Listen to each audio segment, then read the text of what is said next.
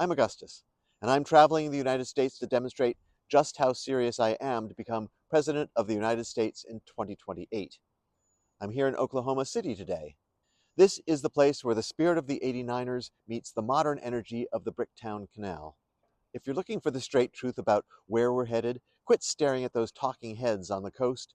Come get the raw signal they're too afraid to broadcast right here in the heartland, where the Chisholm Trail cuts through the crossroads of the country. I'm standing in front of the Oklahoma State Capitol, the only capital in the world surrounded by working oil rigs. Before this dome was completed, this land was a testament to the Sooner spirit, a place for those who weren't afraid to rush into the unknown to build a future. Oklahoma City has witnessed the transformation from a dusty rail stop into a hub of aerospace and energy, driven by a people who know that Oklahoma isn't just a place, it's a promise of perseverance. But for far too many Oklahomans, these halls have become a storm cellar, a place where the voices of the masses go to seek shelter, but only the interests of the lobbyists and the well-connected are kept dry. Today is day 13 of my 50 plus 1 Capitals tour. My plan seems obvious and necessary to me, but behind me in the halls of power and for other presidential candidates, it could be considered wacky. The plan is to visit every capital in this country, including Honolulu and Juneau, over the course of about 60 days.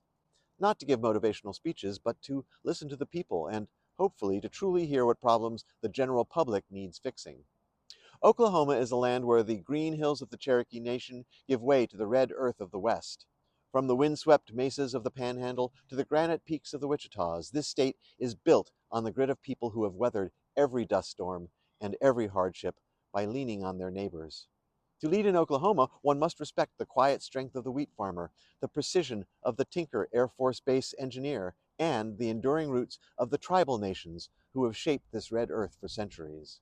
To be the leader of the whole country, you have to actually know the whole country. You have to breathe in the crisp fall air of the Northeast, feel the heat of the South and the dry wind of the Southwest, and stand in awe on the Great Plains. You need to admire the magnificent views of the Pacific Coast Highway, cross the mighty Mississippi, and traverse the passes of the rugged and majestic Rockies. You cannot lead a people you do not know, and you cannot know the people from inside a speeding motorcade, a high-flying jet, or a gilded office.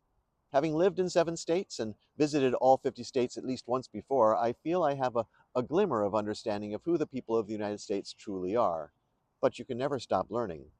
So I'm visiting each state again, and I plan to do this over and over again during the course of my campaign and during my presidential term. Now you might be thinking, who is this guy? Why him? As I said, I'm Augustus. I was born in New York State 64 years ago. Like you, I've spent much of my life working. I've seen presidents and Congresses come and go. I've seen industries rise and fall. And I've watched as the people who keep this nation functioning are treated like sheep or cattle, as resources, not people. But is he qualified, you may be wondering? The Constitution says I am. The more important question is, how do I decide for myself if someone is qualified? For me, being qualified means that a person is working as hard as they can to help the most people in the country as possible. So think about the people who currently meet in the Oklahoma legislature and in Washington, D.C. How many of them are qualified? How many of them are actively working to make your lives better? It seems to me that many representatives have forgotten the primary requirement of the job, remembering who they represent. They shouldn't represent the lobbyists. They shouldn't represent their party. And they definitely should not represent the ultra-rich. Your representatives, including the President of the United States, should represent you, period.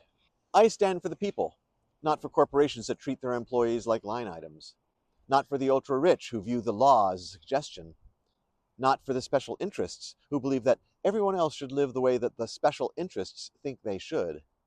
I believe in the America our founders envisioned, a land of opportunity and freedom, not where we find ourselves now in a land of glass ceilings and locked doors. Why consider an unconventional, unaffiliated candidate like me? Maybe it's because you're exhausted.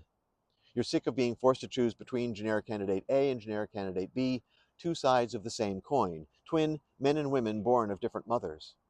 Maybe it's because you want to support someone who not only sees the United States as a beacon of hope rather than a global punchline, but someone who also has the will to push for the laws and policies that will get us shining brightly on that hill once more. The motto of Oklahoma is Labor Omnia Vincit. Labor conquers all things. It speaks to the hardworking and the calloused hands of the people who built this country from the ground up. But for far too long, it feels like that labor isn't respected in these halls or the halls of Congress and the White House. It's time we return to a government that values the character of its citizens. It's time to ensure that the people who are in government are the everyday citizens of this state and country, not just the ones with the biggest checkbooks. I'm headed to Santa Fe tomorrow. I have many miles and many state capitals ahead of me. If you see me on your state house steps, don't just take a picture. Come over and say hello. Tell me what's keeping you up at night. Tell me what you want for your children. I'm Augustus, and I'm here to listen. I'll see you on the steps where you live.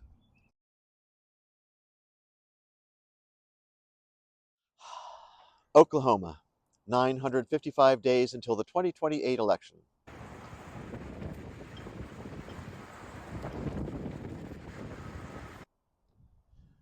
I'm standing in this little nook of the Capitol because it's freaking windy. Um, so anyway, I'm I'm standing.